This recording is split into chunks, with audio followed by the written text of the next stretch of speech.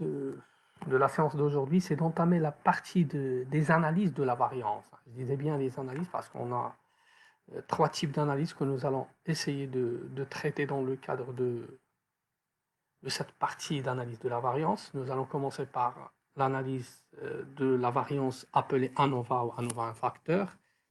À la suite, on va essayer de faire la partie multiple d'ANOVA, à savoir le MANOVA. Et on va voir un cas spécial d'analyse de la variance, à savoir l'ANCOVA ou l'analyse de la covariance. Déjà, le fait de parler de ces analyses de variance, il faut voir que ça représente pour nous, donc, il faut savoir que ça représente pour nous la suite de ce qu'on a fait dans le cadre des méthodes explicatives.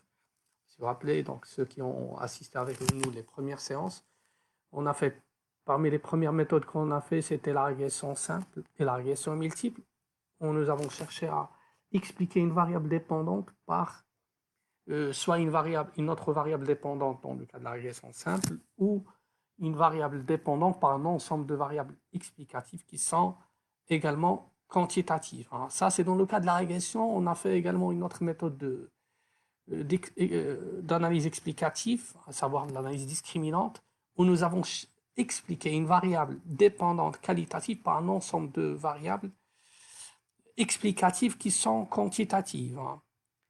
Là, on va faire un cas qui est différent des premiers, où la variable dépendante, elle est quantitative, mais la variable indépendante ou la variable explicative, elle est qualitative. Donc, la variable dépendante est quantitative et la variable ou les variables explicatives sont qualitatives. Donc, la variable dépendante est quantitative et les variables indépendantes, ils sont qualitatives. Et on va voir un cas spécial où on peut avoir un mélange entre les deux, c'est-à-dire d'avoir des variables explicatives qui sont à la fois quantitatives et qualitatives. Donc, les techniques d'analyse de variance sont des tests ou des techniques qui nous permettent d'expliquer une variable quantitative. Et on va voir un autre cas spécial également, la possibilité d'avoir deux variables dépendantes. On va le traiter lorsqu'on va faire la partie d'un COVA. Deux variables dépendantes qu'on va chercher à expliquer par un ensemble de variables. Non. On a trois situations dans le cadre de l'analyse de la variance. Soit on a une variable à expliquer et qu'on va chercher à expliquer par une autre, soit une variable à expliquer qui est quantitative toujours et qu'on va chercher à expliquer par d'autres variables qui sont quantitatives. Là, on va faire le MANOVA. Et c'est possible d'avoir deux variables dépendantes ou d'avoir une variable dépendante qui est quantitative et de chercher à l'expliquer par un mélange de variables, c'est-à-dire des variables qui sont quantitatives et qualitatives. Donc, les techniques d'analyse de variance, ils permettent de savoir si soit une variable, soit plusieurs variables dépendantes ou à expliquer, qu'on les appelle également les variables endogènes, est-ce qu'ils sont en relation ou ils sont influencés par soit une variable ou plusieurs d'autres variables qui sont généralement quantitatives, mais ils peuvent également être qualitatifs. On va voir le cas où ils peuvent être qualitatifs. Et ces variables qui sont indépendantes et explicatives, on va voir qu'on les appelle soit des variables exogènes ou même on les appelle des facteurs parce qu'on a critères. Donc, les trois situations qu'on a, donc soit on va expliquer une variable par une autre, et là on parle de ANOVA un facteur, soit on va expliquer une variable dépendante quantitative par plusieurs variables explicatives qui sont qualitatives, et là c'est MANOVA, soit on va expliquer une seule variable qui est dépendante quantitative, mais par un ensemble de variables qui sont qualitatives et quantitatives. Et dans ce cas, on peut faire le MANCOVA. Donc, trois situations possibles, soit ANOVA un facteur, soit MANOVA, soit le MANCOVA. Donc, ANOVA un facteur, analyse de la variance à un facteur. On a une seule variable à expliquer qui est quantitative et une variable explicative ou une variable indépendante qui est qualitative. C'est le premier cas, la première situation. La deuxième situation, on a une variable à expliquer qui est quantitative, mais on a plusieurs variables explicatives qui sont qualitatives. La différence entre la première et la deuxième, c'est que le MANOVA, c'est l'extension de ANOVA un facteur. au lieu d'avoir un seul facteur, c'est-à-dire une seule variable explicative, une seule variable indépendante. La variable indépendante ou la variable explicative, on l'appelle facteur. Si on a un seul facteur, on a un facteur. Mais si on a plusieurs, c'est-à-dire l'extension du premier cas, on fait le MANOVA. Et il y a un cas particulier qu'on dit que c'est un mélange entre le ANOVA et la régression. C'est un mélange entre le ANOVA un facteur et la régression, ou même le MANOVA et la régression. Comment? C'est que avec le ANOVA, on a dit on va expliquer une variable dépendante quantitative. Et avec la régression, on a dit que la variable dépendante est quantitative. Donc, il y a une relation, un lien commun entre les deux, c'est que pour ANOVA et également pour la régression, la variable dépendante est quantitative. La différence entre la régression et ANOVA, c'est que pour la régression, on a vu que les variables explicatives, ils sont quantitatives. Mais pour ANOVA, la variable explicative, on vient de voir, elle est qualitative. Ou même pour MANOVA, les variables explicatives sont qualitatives. Il y a possibilité d'avoir une analyse avec une variable dépendante quantitative et d'avoir un ensemble de variables explicatives ou un ensemble de variables indépendantes qui sont quantitatives et qualitatives à la fois. C'est comme si on fait une technique qui est un mélange entre régression et l'ANOVA ou MANOVA. Cette technique, on l'appelle le MANCOVA, l'analyse de la covariance. C'est la troisième technique qu'on peut traiter par la suite dans le cadre de cette analyse de la variance. Donc, la première méthode que nous allons traiter aujourd'hui, c'est bien l'analyse de la variance à un facteur. Il est connu surtout sous le nom One-Way ANOVA. ANOVA, le terme ANOVA, donc, il vient du terme anglais Analysis of Variance. Donc, c'est la première technique que nous allons traiter. Parmi les trois techniques citées, on va faire premièrement le ANOVA un facteur.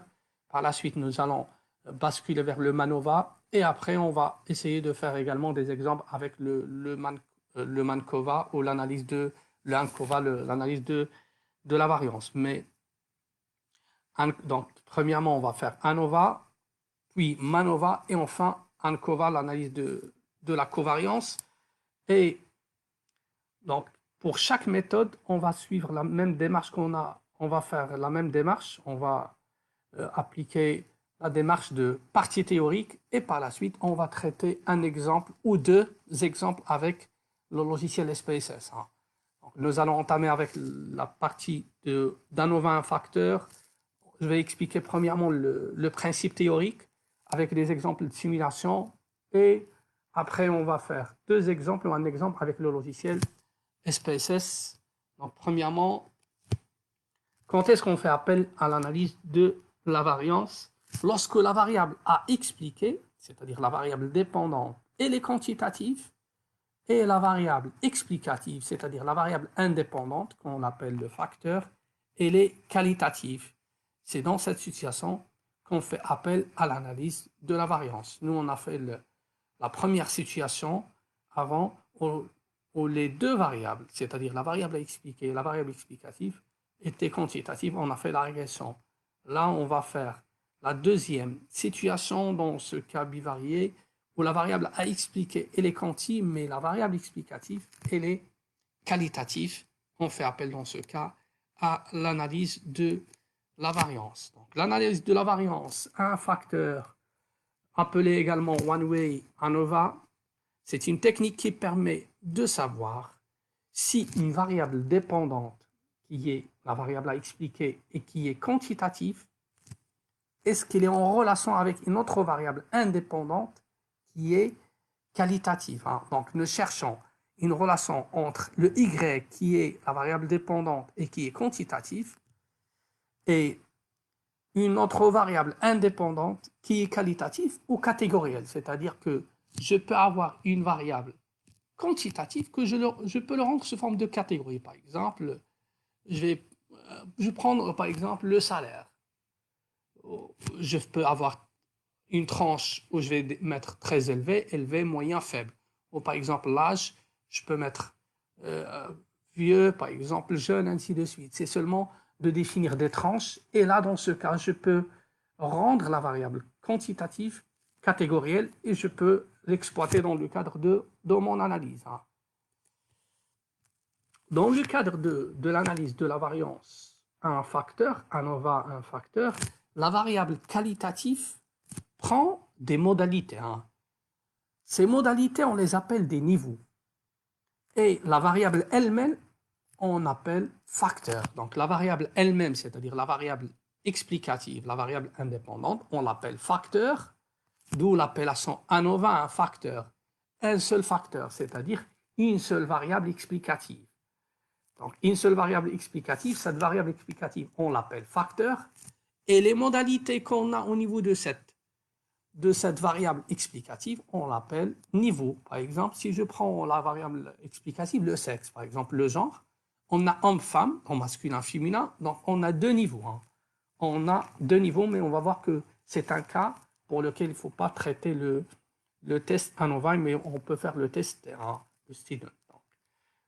Pour l'instant, ce qu'il faut retenir, c'est que la variable à expliquer, c'est une variable qui est quantitative, et la variable explicative, elle est qualitative. Cette variable explicative, on l'appelle facteur.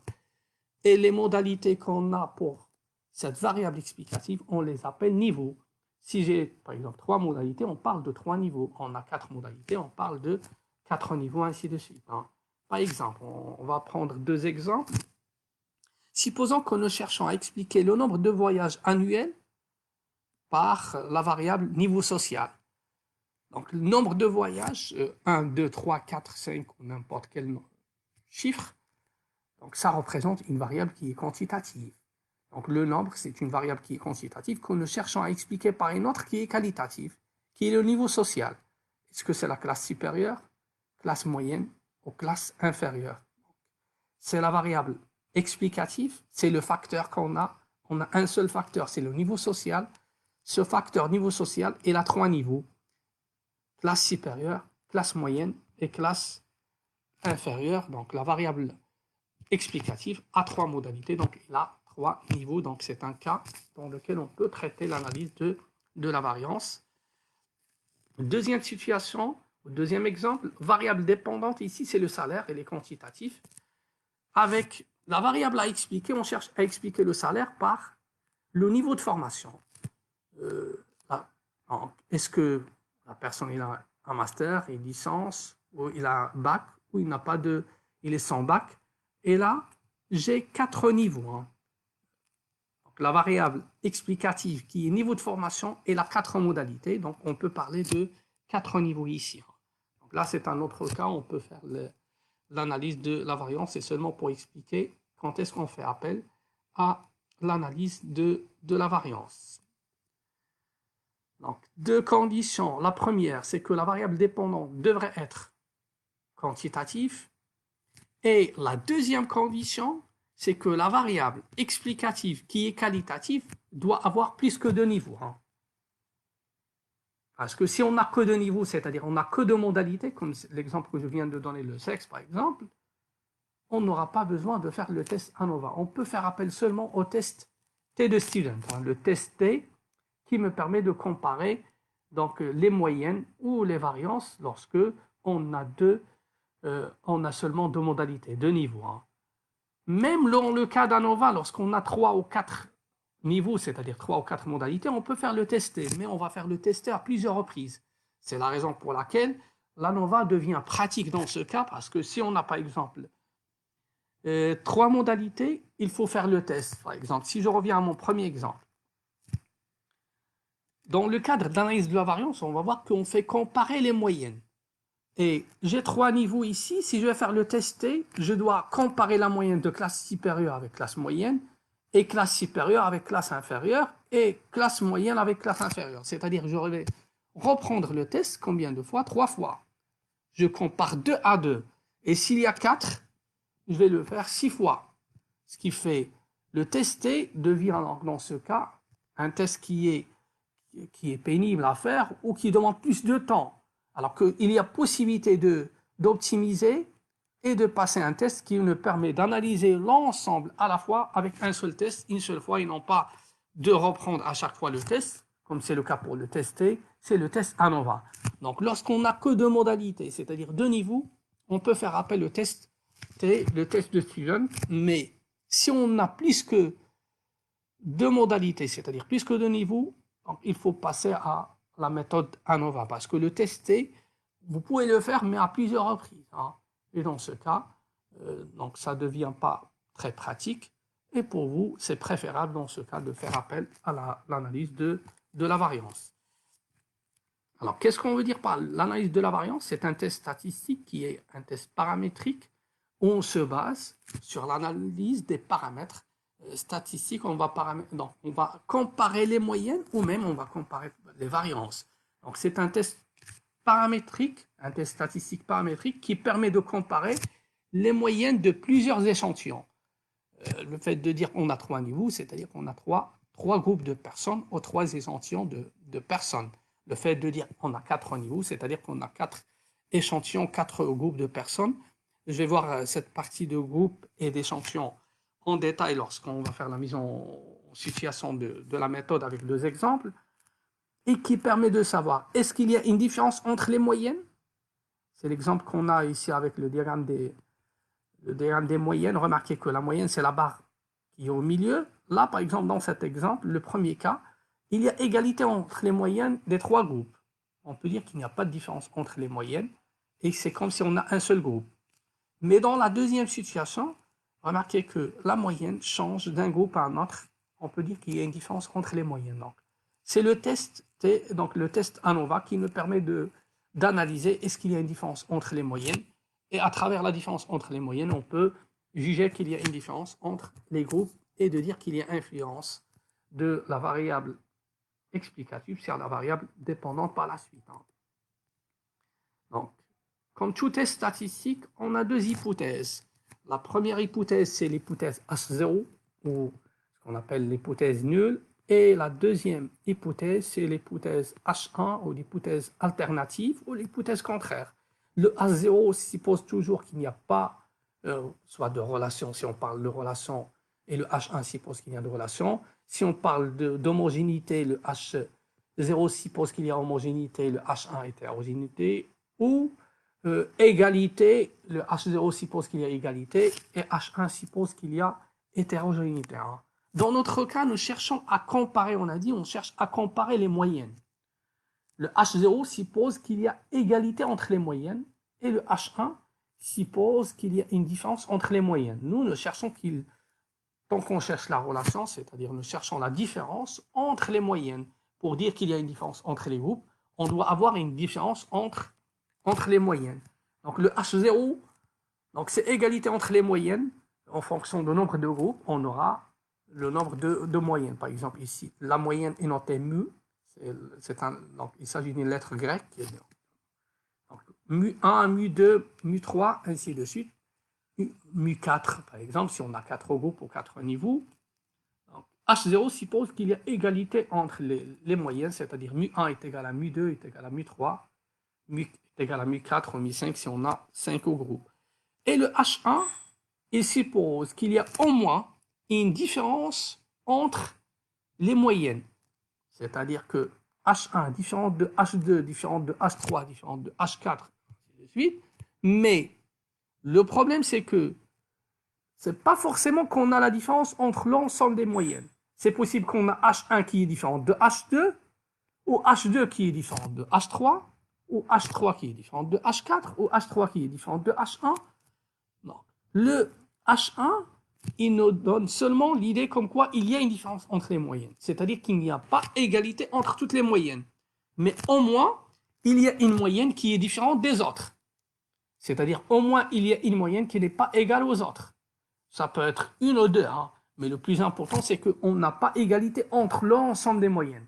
Au moins, il y a une différence, au moins en termes d'une seule moyenne, ou ça peut être deux moyennes. Donc, le plus important, c'est d'avoir une différence. C'est qu'on n'a pas l'égalité pour l'ensemble des moyennes. Laquelle, c'est un autre test qu'on va voir par la suite. On va voir le test de comparaison multiple ou le test de post-hoc, parce qu'on va traiter la partie SPSS.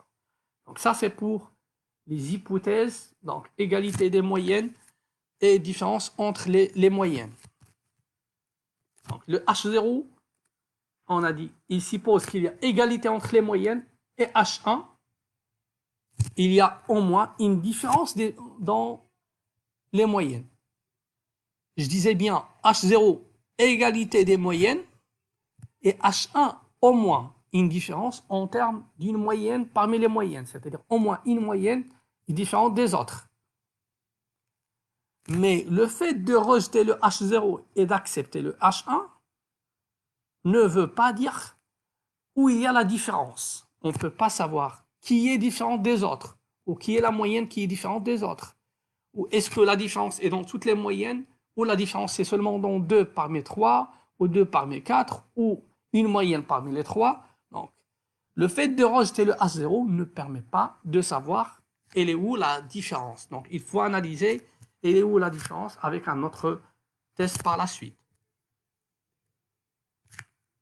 Alors, pourquoi le nom ANOVA? Le nom ANOVA lui-même, il s'explique par la façon ou la démarche avec laquelle on procède dans le cadre de notre test. Où la démarche se fait en 2 étapes. La première, il consiste à décomposer la variance totale, la variance globale qu'on a dans notre échantillon, en 2 variances partielles. Une variance dite interclasse ou intergroupe ou entre les groupes, et une variance résiduelle qu'on appelle également variance intragroupe ou dans les groupes. Donc, on décompose, on répartit la variance en 2 variances, on répartit la variance totale en 2 variances, d'où on l'appelle analyse de la variance. Cette variance, on va l'analyser, on va la détailler. La variance totale, on la détaille à 2. Une variance intergroupe, ou qu'on appelle également une variance interclasse, et une variance intraclasse ou intragroupe, ou dans les groupes, qu'on appelle également la variance résiduelle. Et par la suite, on compare ces 2 variances, c'est-à-dire la variance intragroupe et la variance intergroupe, et de voir le rapport entre les deux. Est-ce que le rapport il est supérieur à 1 ou il est inférieur à 1, c'est-à-dire qui est supérieur à l'autre? Est-ce que la variance intragroupe qui est supérieure ou la variance intergroupe qui est supérieure? Donc, on divise, comme on a dit, la variance en 2 parties, parce qu'on dit que les 2 sources de variation en termes de variance totale, soit la variation dans le groupe, au sein des groupes, soit la variation d'un groupe à un autre. Et si on parle de variation intergroupe, on parle de différence entre les groupes, c'est-à-dire la variance des premiers groupes devrait être différente de la variance des deuxièmes groupes, ainsi que des troisièmes groupes et du reste des groupes. Alors, si on parle de variance intragroupe, c'est-à-dire la différence au sein des groupes, c'est-à-dire une donnée quelconque, si on va la prendre, on va trouver qu'elle est différente, par exemple, de sa moyenne. Et là, on parle de variance intra-groupe. On va les voir en détail avec l'exemple. Un des moyens qui nous permettent de comparer la différence entre les groupes, c'est-à-dire de comparer les moyennes, il y a le diagramme des moyennes. C'est comme on a fait avec la régression simple, si vous vous rappelez, on a dit que on peut faire, avant de faire le test, on peut avoir le diagramme de dispersion qui nous permet d'avoir une idée, est-ce qu'il y a effectivement une relation ou non.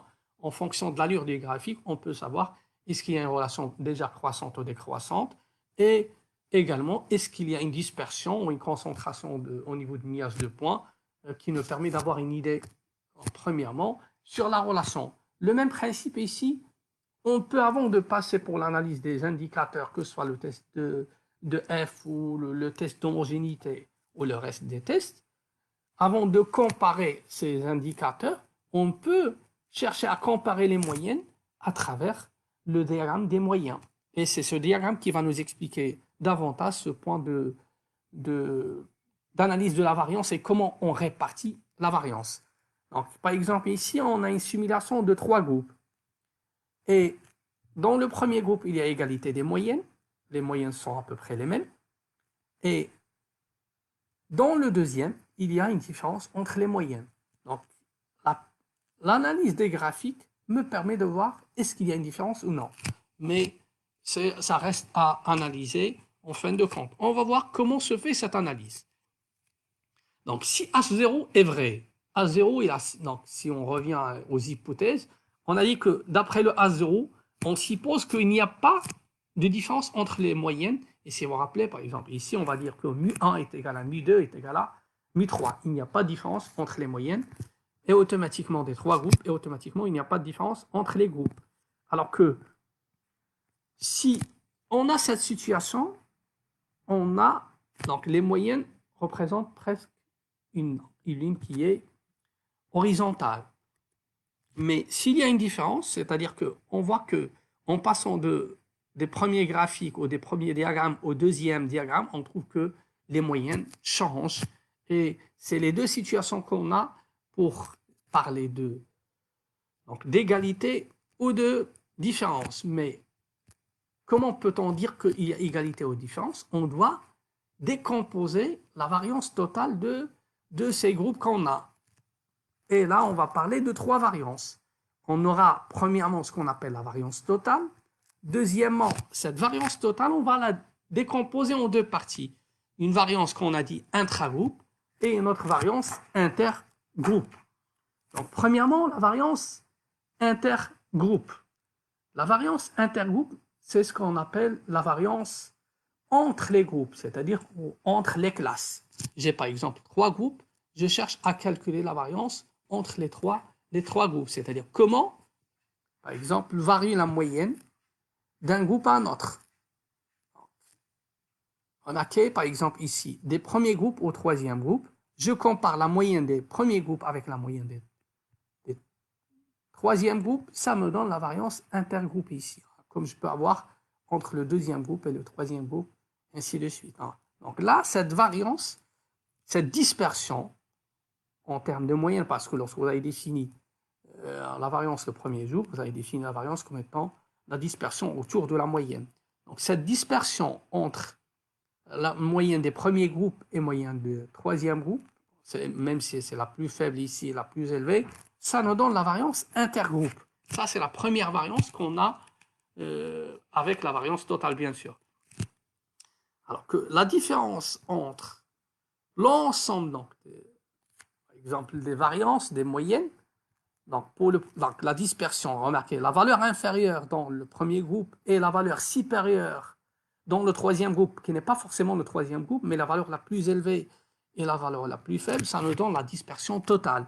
Cette dispersion totale, elle est expliquée par ce qu'on appelle la variation totale ou la variance totale. Donc, il y a la variation entre les groupes qui est expliquée par la variance entre les groupes, qu'on appelle la variance intergroupe. Et il y a la dispersion globale au total qui est expliquée par la variation totale au global qu'on appelle la variance totale. Et il ne reste d'analyser au milieu des groupes, au milieu des classes, au sein des classes, au sein des groupes. Et ça, on parle dans ce cas de variance résiduelle ou de variance intra-groupe.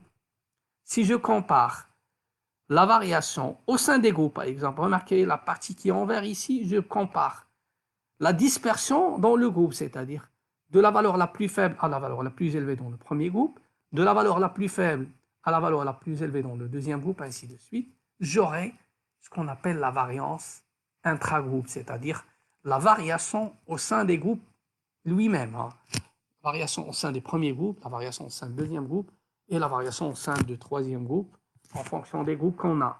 Donc la partie qui est en vert, comme vous constatez, c'est une partie qui représente la variance dans le groupe. Mais si vous remarquez ici, la partie qui est en rouge, qui est très réduite ici, pourquoi? Parce que la variation entre les groupes, entre les moyennes, elle n'est pas très élevée. Donc, c'est pour cette raison que cet écart dans la partie rouge, elle est très faible. Ce n'est pas comme le cas ici, où cet écart dans la partie rouge, c'est-à-dire la différence entre les moyennes des groupes, est élevée. Cette différence entre les moyennes des groupes est élevée, il fait que la variance entre les groupes est élevée. Et pour avoir la variance intra-groupe, je compare les données au sein des mêmes groupes. Donc, trois types de variance pour récapituler. La variance totale qui me donne la variation globale de l'ensemble des groupes. Et là, j'ai remarqué que j'ai pris de la plus faible valeur à la plus grande valeur pour avoir la variation totale.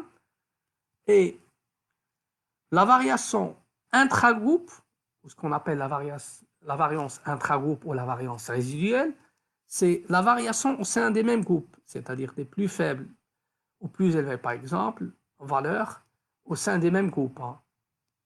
Les valeurs les plus élevées et les plus faibles dans le deuxième, les valeurs les plus élevées et les plus faibles dans le troisième. Et on fait de même donc, pour l'ensemble des groupes. Alors, si j'analyse la variation de la moyenne d'un groupe à un autre, par exemple ici, j'ai la moyenne des premiers groupes qui est la moyenne la plus faible et la moyenne des troisièmes groupes qui est la moyenne la plus élevée. Si je compare, j'aurai dans ce cas la variation intergroupe ou la variance intergroupe. Parce que, comme vous vous rappelez très bien, vous avez fait la définition de la variance, c'est sigma de x i moins x bar au carré. Donc, on compare les valeurs avec les moyennes. Donc, ça, c'est les situations qu'on a. Quand est-ce qu'on accepte le H1? Nous cherchons à accepter le H1. Le fait de dire, ou l'hypothèse de dire qu'il y a une différence entre les groupes et de dire que, effectivement, il y a une différence entre les moyennes et une différence entre les variances et il y a une différence entre les groupes. Et par la suite, on peut confirmer qu'il y a influence. Donc, on accepte le H1 si on trouve qu'il y a une grande variation entre les groupes en termes des moyennes. C'est-à-dire que la variance entre les groupes, elle est élevée. C'est le cas qu'on a ici. Mais si la variance entre les groupes, elle est faible, et même elle est inférieure, comme vous constatez, à la variation dans le groupe lui-même, ben dans ce cas, on dit qu'on va accepter le H0. Donc, d'après ce qu'on vient de voir, remarquez, dans le premier cas, la variation, non, on accepte le H1 si la variance entre les groupes elle est élevée. Elle est élevée par rapport à quoi? Je la compare par rapport à la variation dans le groupe, c'est-à-dire la variation intragroupe ou la variance intragroupe. Si la variance entre les groupes est supérieure à la variance intragroupe, on accepte le H1. Mais s'il est faible et il est inférieur à la variation intragroupe, ben dans ce cas, on dit qu'on va accepter le H0. On va dire qu'il n'y a pas de relation. On va essayer de prendre ça sous forme d'un exemple. Comment peut-on analyser ce rapport? C'est-à-dire de dire que la variance entre les groupes est supérieure à la variance intragroupe ou l'inverse. On peut faire appel à un test statistique qui est le test de F. Pour comparer la relation entre la variance intergroupe et la variance résiduelle ou la variance intragroupe, on fait appel à la distribution de F ou le test de F qui nous permet d'avoir est-ce que la variance intergroupe est supérieure à la variance intragroupe ou l'inverse, c'est-à-dire est-ce que le rapport entre les deux il est supérieur à 1 ou inférieur à 1. Donc, on dit que la variance totale, il varie soit suite à la variance intergroupe ou soit suite à la variation de la variance intragroupe, c'est-à-dire la variation des valeurs dans le groupe. Alors, le F de Fischer, il nous permet d'analyser la relation entre les deux et ça nous donne le rapport entre les deux. Le F de Fischer est égal à la variance intergroupe et la variance intragroupe. Et si vous vous rappelez, on a dit que ne cherchons que pour accepter le H1, la variation entre les groupes doit être élevée, ou la variance entre les groupes doit être élevée. Si c'est faible par rapport à la variance intragroupe, ben dans ce cas, on va accepter le H0. Donc, si la variance intergroupe est supérieure à la variation intragroupe ou la variance intragroupe, c'est-à-dire si il est supérieur, c'est-à-dire que ce rapport soit supérieur à 1, ben dans ce cas, on va accepter le H1. On va dire qu'effectivement, il y a une différence entre les groupes. Mais si ce rapport elle est inférieur à 1, c'est-à-dire que la variation intragroupe est supérieure à la variation intergroupe ou la variance intergroupe est inférieure. Donc, dans ce cas, le rapport sera inférieur à 1 et dans ce cas, on va accepter le H0, l'hypothèse qu'il n'y a pas de relation. Donc, ça, c'est le premier élément. Donc, on a dit qu'on analyse, on compare les moyennes et pour comparer les moyennes, on décompose la variance totale en deux parties. Variance entre les groupes et variance intragroupe. et on compare le rapport entre les deux. Si la variance intergroupe est supérieure à la variance intragroupe, on accepte le H1. Dans le cas contraire, on accepte le H0. Comment je peux avoir ça? Graphiquement, on a vu comment on peut dire graphiquement qu'il y a une différence ou non. Et comment on peut avoir ça? Quel indicateur on utilise? C'est le F de Fischer qui me permet de savoir est-ce que la variance intergroupe est supérieure ou la variance intragroupe elle est supérieure à la variance intergroupe. Cela, il est donné avec le F qui doit être supérieur à 1 pour accepter le H1 et s'il est inférieur à 1, on accepte le H0. Donc on dit que le F, il nous donne la variance intergroupe, c'est-à-dire on dit que la variance contrôlée par la variable indépendante, plus cette variance est élevée, plus on accepte le H1, et divisé par ce qu'on appelle le bruit ou la variation aléatoire, qui est la variabilité ou la variation non contrôlée. Alors que le premier cas, ça nous donne la variation ou la variabilité systématique, c'est-à-dire qu'elle est contrôlée par la variable dépendante, par la variable indépendante ou explicative. Plus cette part de variabilité expliquée par la variable indépendante est élevée, plus on aura un F qui est élevé et plus on aura de chances d'accepter l'hypothèse de différence entre les moyennes et d'accepter le H1. Donc ça, c'est pour voir cette partie de comparaison des moyennes et de comparaison de variance. On a commencé avec le diagramme des moyennes et on a vu qu'on peut le décomposer à 3 variances, variance totale, variance intergroupe et variance intragroupe. Et à travers les deux variances, intergroupe et intragroupe, on a l'indicateur statistique qui nous permet de juger est-ce qu'on va accepter le H0 ou on va accepter le H1. Ou généralement, on accepte le H0 si le F est inférieur à 1 et on accepte le H1 si le F est supérieur à 1, c'est-à-dire si la variance intergroupe elle est supérieure à la variance intragroupe. On va faire une mise en situation de ce qu'on a traité avec deux exemples différents dans lesquels, dans le premier, on va accepter par exemple H0 et dans le deuxième, on va accepter H1 pour comprendre ce point de variation et de variance intergroupe et de variance intragroupe et de variance totale. On a un exemple où nous cherchons à savoir est-ce qu'il y a un effet des habitudes alimentaires sur le temps de réaction de la personne. On a deux variables. On a le temps de réaction et on a les habitudes alimentaires. Et dans ce cas, on a 3 types de boissons. On a l'eau, on a un jus d'orange et on a le café. On a, c'est-à-dire la variable à expliquer, c'est le temps de réaction de la personne, qui peut être en secondes, en minutes, on n'importe. Le plus important, c'est quantitatif pour nous. Et la variable explicative, c'est boisson. On a 3 types de boissons. C'est qualitatif et on a 3 niveaux. Donc, le facteur qu'on a comporte 3 niveaux. Donc, les hypothèses, les moyennes des temps de réaction sont les mêmes, ou la moyenne des temps de réaction est la même pour les 3 groupes. mu1 est égal à mu2 est égal à mu3. Et le H1, c'est qu'il y a une différence au moins en termes d'une moyenne parmi les 3 moyennes. C'est-à-dire qu'au moins une moyenne est différente des autres. Donc, le H1, c'est-à-dire qu'au moins un temps de réaction est différent des autres temps de réaction. C'est-à-dire que le temps de réaction de quelqu'un qui prend le café, ce n'est pas le temps de réaction de quelqu'un qui boit l'eau, par exemple, ou qui boit un jus d'orange. Donc là, on analyse en fonction donc, de la boisson. Donc la variable à expliquer, c'est le temps de réaction. C'est la variable dépendante, elle est quantitative. Et la variable explicative est le type de boisson pour justifier le choix de un facteur. Variable à expliquer quantitatif et variable explicative et les qualitatifs, ils comportent 3 modalités, c'est-à-dire ils comportent 3 niveaux. Donc on a un facteur qui est le type de boisson qui comporte 3 niveaux. Un facteur, on l'appelle facteur parce que c'est une variable qui est donc la variable explicative. Donc remarquez que les situations qu'on peut voir, on peut dire qu'on a 3 manières ou 3 façons de regarder les données qu'on a devant nous. Soit de voir l'ensemble des données comme étant un sous-groupe,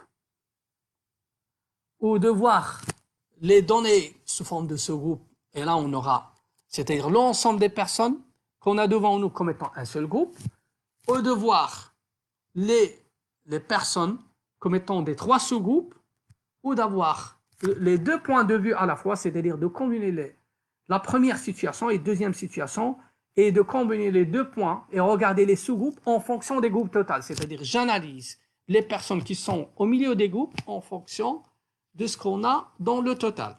On va analyser les trois situations pour bien comprendre. On va prendre le premier point de vue. On a des sous-groupes. C'est-à-dire que si on a 30 personnes, on analyse comme si on a 10 par groupe. Je ne prends pas tout le lot, mais j'analyse comme quoi j'ai 10 personnes dans le premier, 10 personnes dans le deuxième et 10 dans le troisième. Là, on fait un regard comme si on a trois sous-groupes. Donc là, je sépare entre les groupes et on dit que le fait de regarder l'ensemble des données comme étant un seul groupe est différent du fait de le regarder comme étant des sous-groupes. Alors là, on va voir l'ensemble des personnes comme un seul groupe. Et non pas comme étant des sous-groupes. C'est-à-dire que je ne sépare pas entre les groupes. Ça, c'est le deuxième point de vue. Et le troisième point de vue, c'est de voir les personnes comme étant des sous-groupes au sein d'un groupe. C'est-à-dire de dire qu'on a trois sous-groupes au sein d'un groupe. Trois possibilités. On va analyser les situations pour comprendre. On va analyser ce qu'on veut dire par variance intragroupe et variance intergroupe d'un point de vue en sous-groupe. Alors, qu'est-ce qu'on veut dire par variance intragroupe? C'est la variation ou la variance dans le groupe. C'est-à-dire de comparer chaque donnée par rapport à la moyenne de son groupe et non pas à la moyenne générale. Donc, je prends par exemple les personnes qui vont prendre de l'eau, je prends la moyenne de quelqu'un et je la compare par rapport à la moyenne de son groupe, c'est-à-dire les autres qui prennent avec lui l'eau. Je fais de même par exemple pour le café et les autres. Là, je parle de variance intragroupe. Mais lorsque je parle de variation totale ou de variance totale, je compare la moyenne d'une donnée je compare une donnée quelconque par la moyenne globale. C'est-à-dire, si on a 30 personnes, la moyenne en temps de réaction des 30 personnes, par exemple, est, je vais dire n'importe quoi, 30 secondes, je compare la donnée qu'on a avec les 30 secondes. Mais dans le premier cas, je compare la donnée qu'on a avec la moyenne de temps de réaction des personnes qui prennent par exemple de l'eau, ou la moyenne des personnes qui prennent seulement le café, et non pas des globales, c'est-à-dire que je n'aurai pas 30 secondes dans ce cas, j'aurai une autre donnée. Donc deux possibilités pour l'instant. Comme je peux avoir les deux points de vue à la fois, de comparer la moyenne de chaque sous-groupe à la moyenne totale, comme on vient de voir. On va prendre un exemple. On va prendre une première situation avec 15 personnes, 5 qui ont pris de l'eau, 5 qui ont pris par exemple un jus et 5 qui ont pris par exemple le café. Donc si je parle de variation intragroupe ou de variance intragroupe, donc on cherche à analyser la variation au sein des groupes. Est-ce qu'il y a une différence dans le groupe entre les valeurs? Remarquez, là j'ai 29, 30, 31, 31, 29, il n'y a pas une grande différence. Et de même ici, 28, 29, 27. Donc, je compare les valeurs au sein des groupes et j'observe est-ce que la dispersion est élevée ou non. Je peux faire une dispersion avec l'intervalle, c'est-à-dire de prendre la valeur maximale moins la valeur minimale, d'avoir l'étendue pour avoir une dispersion. Là, l'étendue, c'est combien? C'est 2. Là, c'est également, je pense, 2, ou même 1, 2. De même ici, donc ça se voit que la variance intragroupe n'est pas très, très élevée. Et de comparer une donnée, une moyenne par rapport à la moyenne d'un autre groupe, là, on parle de variance intergroupe. Par exemple, ici, si je compare la moyenne de ce groupe avec la moyenne de deuxième groupe ou la moyenne de troisième groupe, là, dans ce cas, on parle de variance intergroupe. C'est-à-dire, si je compare le temps de réaction, le 31 ici avec le 28 ou avec le 25, je peux dire que dans ce cas, j'analyse la variance intergroupe, où je compare la moyenne des premiers groupes avec la moyenne du deuxième groupe, avec la moyenne du troisième groupe. Là, dans ce cas, je parle que je parle de variance intergroupe. Et on dit qu'on va comparer chaque groupe entre eux et de regarder la variance entre les groupes, c'est-à-dire de calculer la moyenne pour le premier groupe, la moyenne pour le deuxième groupe et la moyenne pour le troisième groupe. Et par la suite, je compare les moyennes. Et dans ce cas, on fait analyser ou observer la variation entre les groupes. Maintenant, on va analyser avec les chiffres qu'on a. On a une première situation avec des valeurs. J'ai changé les valeurs. On a des valeurs pour le temps de réaction. Par exemple, pour l'eau, on a 10, 12, 18, 24 et 36. Alors, pour le temps de réaction pour jus d'orange, on a 11, 14, 29, 23, 38, 12, 13, 17, 25, 37. On a des valeurs qui sont différentes. Mais est-ce que la différence est plus élevée dans le groupe ou entre les groupes? Est-ce que la variance, c'est-à-dire la variation, elle est plus élevée au sein des mêmes groupes, et là je parle de variance intragroupe qui est élevée, ou c'est la variation d'un groupe à un autre qui est élevée, c'est-à-dire la moyenne d'un groupe à un autre qui est élevée, ou la variance par exemple d'un groupe à un autre qui est élevée. C'est ce que nous allons analyser. Alors si on prend, dans la situation qu'on a, on estime que la variation intragroupe est importante. Pourquoi? Parce que remarquez que l'écart, c'est pas comme le premier cas tout à l'heure, il y avait 29, 31, l'écart c'était seulement 2.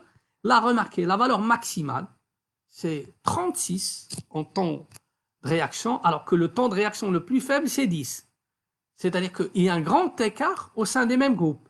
C'est-à-dire il y a quelqu'un qui prend de l'eau et il a un temps de réaction seulement de 10 secondes, alors que le deuxième, il a un temps de réaction de 36 secondes. Il y a un écart qui est élevé au sein des mêmes groupes. De même ici, remarquez, 11 et 38, c'est 27 secondes d'écart. Là, remarquez que là, c'est 26 secondes. Donc, on observe qu'il y a une grande dispersion dans le groupe. Et on parle d'une variance intragroupe qui est importante dans ce cas. Et automatiquement, on parle qu'une variance intragroupe qui sera élevée, et je dois la comparer par rapport à la variance intergroupe. Donc, pourquoi on a une variance intragroupe qui est élevée? Parce qu'au sein des mêmes groupes, on a des personnes qui ont un taux de réaction qui est élevé et des personnes qui ont un taux de réaction qui est très faible. C'est-à-dire des personnes qui sont rapides dans leur réaction et des personnes qui sont lentes dans leur réaction. Donc, on peut dire que la dispersion donnée à l'intérieur de chaque groupe est élevée. Je compare maintenant entre les groupes. Les mêmes valeurs. Je reste toujours avec les mêmes valeurs. Donc, au sein des mêmes groupes, on a dit que la dispersion est élevée. Mais en passant d'un groupe à un autre, remarquez que l'écart n'est pas élevé. N'est pas élevé. Remarquez 10, 11, 12, 12, 14, 13, 18, 19, 17. Donc, les valeurs sont proches l'une de l'autre. Donc, d'un groupe à un autre. On peut dire que la variabilité d'un groupe à un autre est très faible. Ou la variance intergroupe est faible. Donc, remarquez, pour la variance intragroupe, on a trouvé qu'elle est élevée, alors que la variance entre les groupes, elle est faible.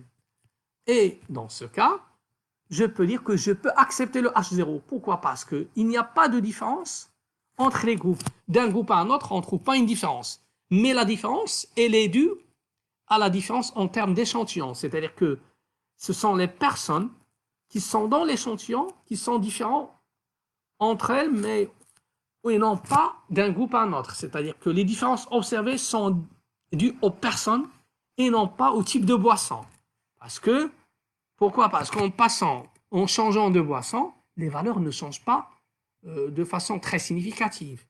Mais au sein des mêmes groupes, les valeurs changent de façon qui est très significative. Donc, on a vu un premier cas pour lequel on a accepté le H0, c'est-à-dire de dire qu'il n'y a pas de différence entre les groupes. Et une chose qui peut être confirmée avec quoi? Avec le F. Pourquoi avec le F? Parce que, qu'est-ce qu'on a trouvé? La variance intergroupe, elle est faible. Et la variance intragroupe est élevée. C'est-à-dire que si je reviens en F, si je reviens à la formule pour vous expliquer, combien? Donc le F, c'est variance intergroupe est faible et variance intragroupe élevée, c'est-à-dire qu'on aura F qui est inférieur à 1, on va accepter le H0. Ça, c'est la première situation pour comprendre quand est-ce qu'on accepte le H0 et qu'est-ce qu'on veut dire par variance intragroupe et variance intergroupe. On a observé la variation des valeurs dans le même groupe. et on a observé la variation des valeurs en passant d'un groupe à un autre. En passant d'un groupe à un autre, on parle de variance intergroupe, et en observant les valeurs dans le même groupe, on parle de variance intra-groupe. Ça, c'est la première situation. On va prendre une deuxième situation, toujours le même exemple, mais avec des données qui sont différentes. Remarquez avec moi, on a changé les données. Et remarquez maintenant, l'écart dans le groupe. Par exemple, le premier groupe, la valeur maximale, c'est 31. La valeur minimale, c'est 29. Le temps de réaction, l'écart entre les personnes, c'est 2 secondes. De même ici, c'est 3 secondes. Là, c'est 3 secondes également. Ce n'est pas comme le premier cas. Donc, vous constatez que maintenant, la variation dans le groupe, elle est faible, ou la dispersion des données au sein des mêmes groupes, elle est faible. Donc, on peut dire que la variance intragroupe, elle est faible. Ce n'est pas comme le premier exemple où on a trouvé 27 secondes, 26 secondes d'écart dans le même groupe. Là, dans le même groupe, on a des personnes qui sont homogènes par rapport au temps de réaction. 2 secondes de différence, 2 secondes ou 3 secondes dans le deuxième groupe et 3 secondes dans le troisième groupe. Donc, ce qui fait que la variation au sein des mêmes groupes, elle est très faible. Autrement, la variance intragroupe, elle est faible. Donc, la variance intragroupe est faible. Mais d'un groupe à un autre, remarquez que 29, 17, 10, 29, 18, 11. Donc, on trouve que les valeurs changent ou le temps de réaction change en passant d'un groupe à un autre. On trouve que le temps de réaction est très élevé pour les personnes qui, par exemple, prennent de l'eau, alors que ce temps de réaction, il est très faible pour les personnes qui sont habituées à prendre le café, et ce temps de réaction, il est moyen, par exemple, pour les personnes qui prennent donc un jus d'orange, ce qui reflète qu'il y a une différence entre les groupes. Le fait de dire qu'il y a une différence entre les groupes, on a dit que ça, c'est un temps de réaction élevé, là, c'est un temps de réaction moyenne, et là, un temps de réaction qui est faible. C'est-à-dire, d'une manière indirecte, on dit que effectivement, le type de boisson influence sur le temps de réaction, parce qu'on a trouvé que ce temps de réaction, il est faible auprès des gens donc, qui prennent le café, et elle est élevée, par exemple, auprès des gens qui prennent de l'eau. Donc, pourquoi? Parce qu'on a trouvé une variance intergroupe qui est élevée ou importante. Elle est élevée et la variance intragroupe est faible. Si je fais variance intergroupe divisée par variance intragroupe, j'aurai une valeur qui est supérieure à 1 et on doit accepter, dans ce cas, le H1. Comme ça, on confirme qu'il y a une relation entre donc, le type de boisson et le temps de réaction. C'est seulement pour voir les deux situations et pour comprendre ce point de variation intragroupe et de variance intergroupe et qu'on a utilisé ici avec le F de Fischer. On a pu donc détecter est-ce qu'il y a une relation ou non. C'est le même cas que nous allons voir avec SPSS sous la condition que là on a pris des personnes qui sont de façon aléatoire, un tirage aléatoire, et on a estimé qu'on a le même nombre de personnes, parce qu'on dit que le F de Fischer est plus robuste lorsqu'on a égalité en termes d'individus dans les groupes.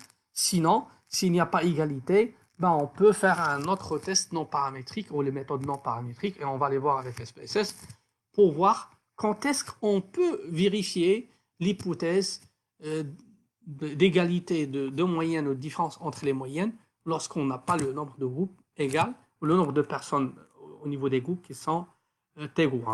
Donc ça, c'est seulement pour voir cette partie d'analyse de la variance et de voir quand est-ce qu'on dit qu'on accepte le H0 et quand est-ce qu'on accepte le H1 sur la base soit de l'analyse graphique, des diagrammes des moyennes, et à travers le diagramme des moyennes, c'est-à-dire le graphique, on a pu donc, faire sortir donc, le F de Fischer qui nous donne donc, la règle de décision où on accepte le H1, c'est-à-dire l'hypothèse qu'il y a différence entre les moyennes lorsque le F est supérieur à 1 ou élevé généralement, et c'est le faible, c'est-à-dire inférieur à 1. Là, dans ce cas, on accepte le H0. C'était la première mise en situation avec, donc, avec la méthode ANOVA.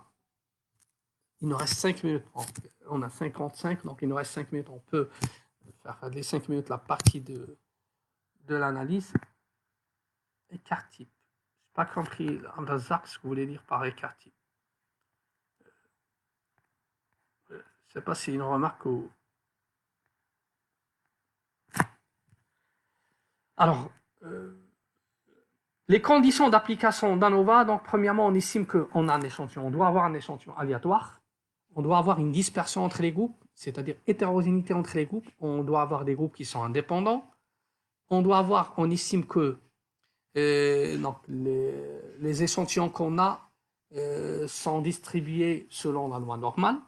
Et on estime également l'homogénéité des variances. Et s'il y a hétérogénéité de la variance, et dans ce cas, on dit que le F de Fischer n'est pas robuste, il faut voir d'autres tests statistiques que nous allons voir. Donc, premièrement, un échantillon aléatoire, on estime que les groupes sont indépendants et tirés au hasard de leur population. Deuxième élément, on teste l'homogénéité des variances, c'est-à-dire de voir est-ce que les variances sont homogènes ou les variances sont hétérogènes, c'est-à-dire est-ce qu'il y a égalité en termes de variance ou différence entre les variances. Et ce test, on l'appelle également homocydacité, donc soit on l'appelle d'homogénéité ou hétérogénéité, soit homocydasticité test pour vérifier est-ce qu'il y a homogénéité ou hétérogénéité. S'il y a hétérogénéité en termes de variance, on ne doit pas se baser ou se focaliser sur le test de F. On va voir qu'il y a d'autres tests qu'il faut voir. On va voir donc, lorsqu'on va traiter la partie avec SPSS, on va voir quels sont les tests qu'il faut utiliser. Également, on estime que les valeurs des populations sont distribuées selon la loi normale. Je vais essayer de revenir à ces points à la séance prochaine. Et pour vérifier l'égalité ou l'homogénéité en termes des variances, on peut faire appel soit à la méthode graphique et on analyse les boîtes à moustaches, ou on fait appel au test de Levin. Donc, également avec la boîte à moustaches, on va voir donc avec la boîte à moustaches la possibilité d'éviter d'avoir des valeurs extrêmes qui biaisent l'analyse, parce que avec la boîte à moustaches, ça nous donne donc les valeurs aberrantes ou les valeurs éloignées. Et on dit que l'ANOVA est très sensible aux valeurs extrêmes.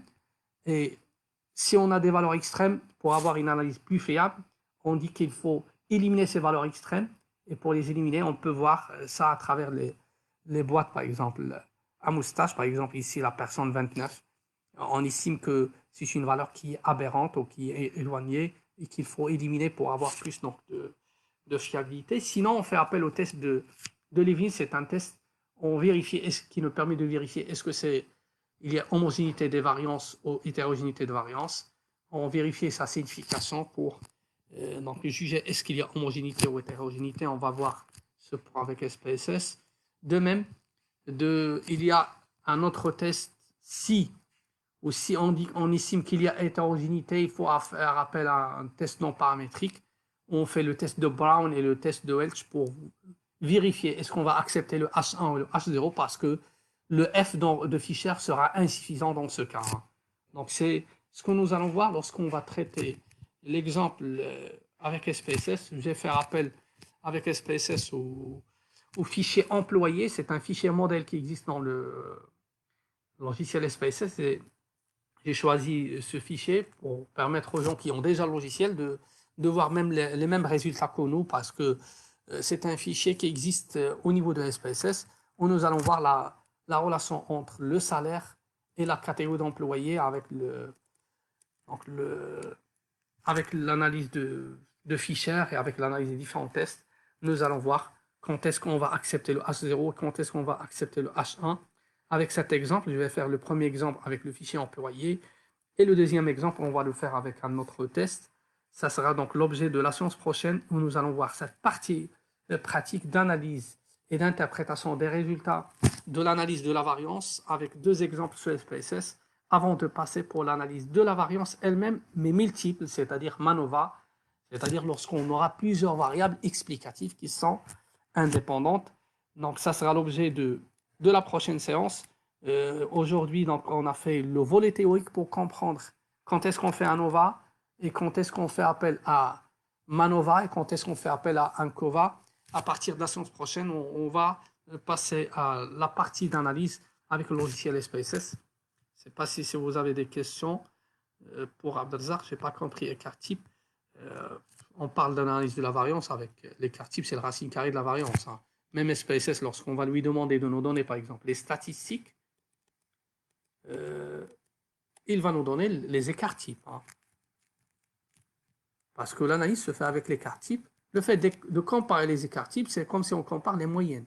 Tant que l'écart type, c'est la racine carrée de la variance. Ça, on va le voir lorsqu'on va traiter la partie avec SPSS. Je ne sais pas si c'est clair. Si vous avez des questions, c'est à partir de la séance prochaine que nous allons entamer la partie d'analyse avec SPSS. Je vais essayer de faire comme ce que j'ai fait pour les autres méthodes.